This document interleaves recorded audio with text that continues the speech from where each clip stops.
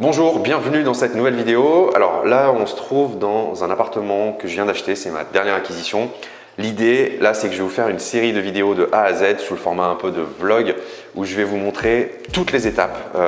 Donc visite de l'appartement aujourd'hui, voilà, juste après avoir signé chez le notaire et avoir récupéré les clés, et je vais vous montrer toutes les étapes de A à Z sur la rénovation complète de cet appartement.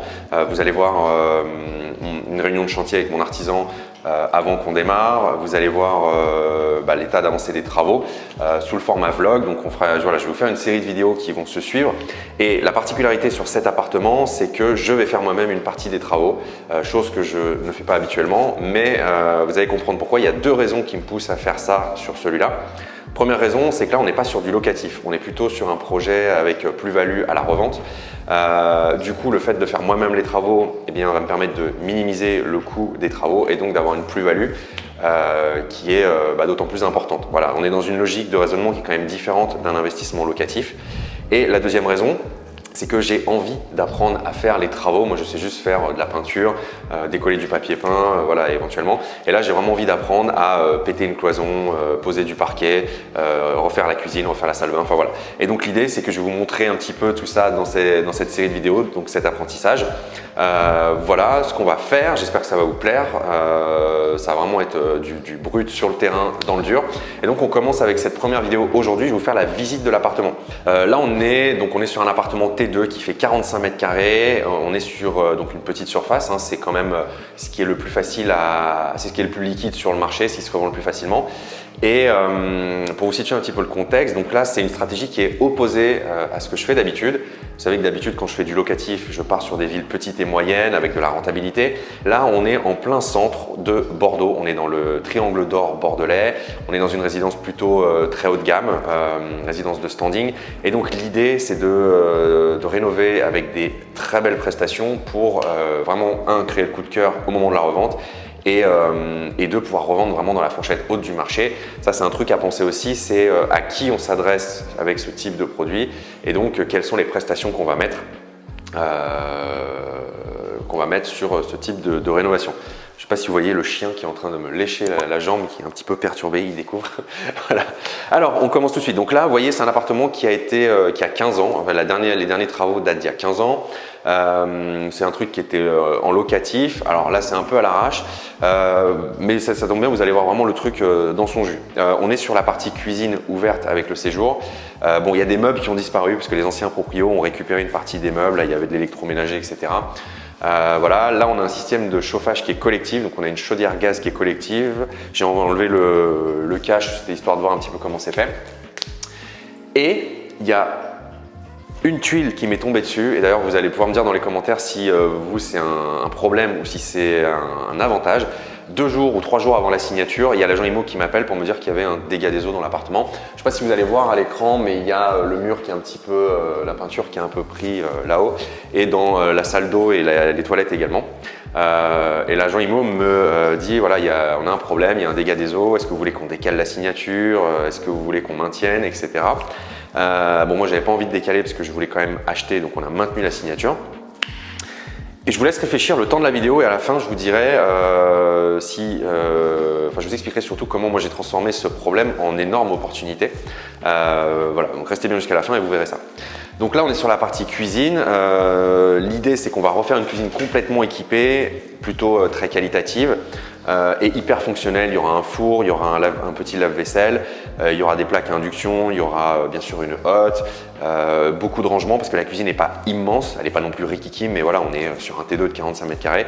Donc le but ça va être de la penser pour qu'elle soit vraiment la plus optimisée possible, et pour ça je vais m'aider de mon architecte d'intérieur qui va m'aider à concevoir les plans pour la rénovation.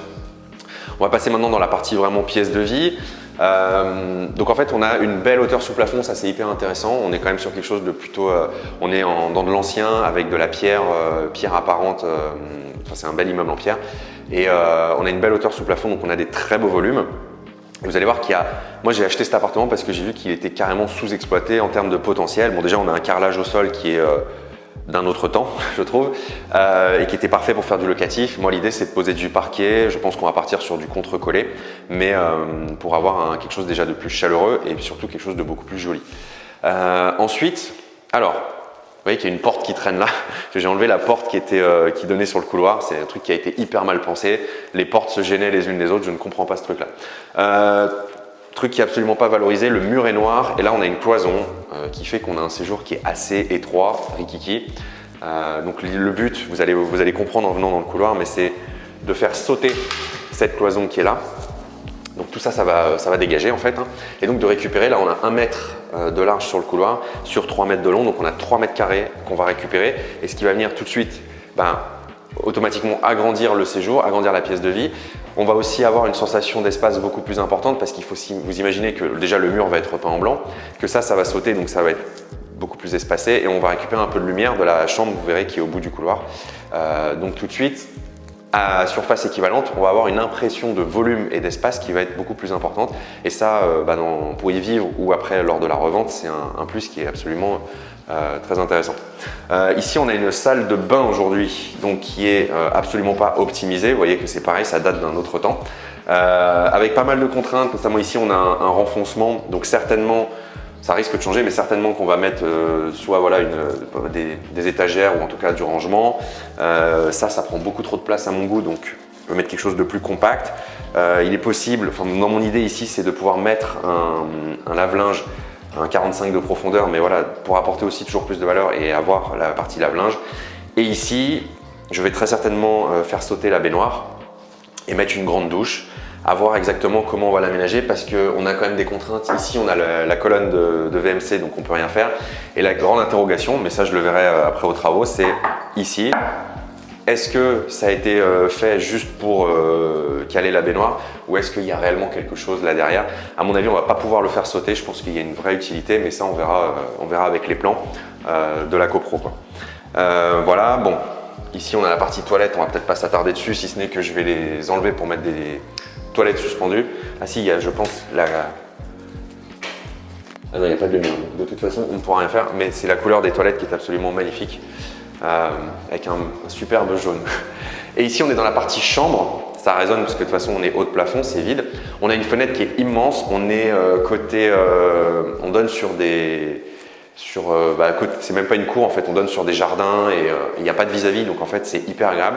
Il faut se dire qu'on est quand même en plein centre-ville, on est en hyper-centre, donc quand on sort dans la rue, on a toutes les commodités mais c'est aussi bruyant.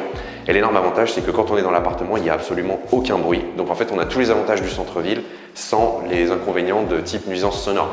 Bien sûr, ici, ça va être parqué au sol partout. On va bien sûr tout repeindre parce que je ne vais pas laisser le violet comme ça. Et si vous regardez ici, il y a un placard, il y a une grosse penderie, placard-penderie. On va le faire sauter et on va le refaire. On va déjà faire quelque chose de plus joli et surtout de plus fonctionnel. Pareil avec certainement une partie penderie, des tiroirs, voilà. On va vraiment le penser pour que chaque mètre carré de cet appartement soit optimisé, hyper fonctionnel. Et le but, encore une fois, c'est que le jour où je vais revendre cet appartement, il n'y ait pas 40 visites, que le coup de cœur se fasse rapidement et de maximiser le prix de vente pour avoir une plus-value qui soit la plus intéressante possible. Donc voilà un petit peu pour le tour de cet appartement. Donc l'idée, c'est que sur les vidéos des semaines qui vont venir, vous allez voir étape par étape les réunions de chantier, le choix des matériaux, on va casser, on va virer la salle de bain, on va virer la cuisine, on va préparer, on va monter, enfin voilà, je vais tout vous montrer pas à pas. Donc si vous n'êtes pas encore abonné à la chaîne, abonnez-vous, comme ça vous serez informé dès que une nouvelle vidéo de ce vlog sur les travaux sera publiée. 2 jours ou 3 jours avant la signature, il y a l'agent IMO qui m'appelle pour me dire qu'il y avait un dégât des eaux dans l'appartement. Et je vous laisse réfléchir le temps de la vidéo et à la fin, je vous expliquerai surtout comment moi j'ai transformé ce problème en énorme opportunité. J'ai prévu de faire des travaux de rénovation dans cet appartement. Donc de toute façon, tout va sauter. Et l'énorme avantage, c'est que l'assurance des vendeurs m'a proposé soit d'envoyer un artisan pour repeindre, soit, comme elle sait que je fais des travaux, que mon artisan chiffre le coût estimé du préjudice pour la remise en peinture et va me verser directement l'indemnité pour ça. Donc en fait, ça va diminuer le coût des travaux. Donc c'est plutôt une bonne nouvelle en fait, ça c'est le truc qui n'était pas prévu, donc ça fait toujours plaisir. Voilà ce que je voulais partager avec vous dans cette première vidéo de ce vlog. Donc abonnez-vous, inscrivez-vous pour suivre les prochaines vidéos et puis je vous dis à la semaine prochaine pour la vidéo numéro 2.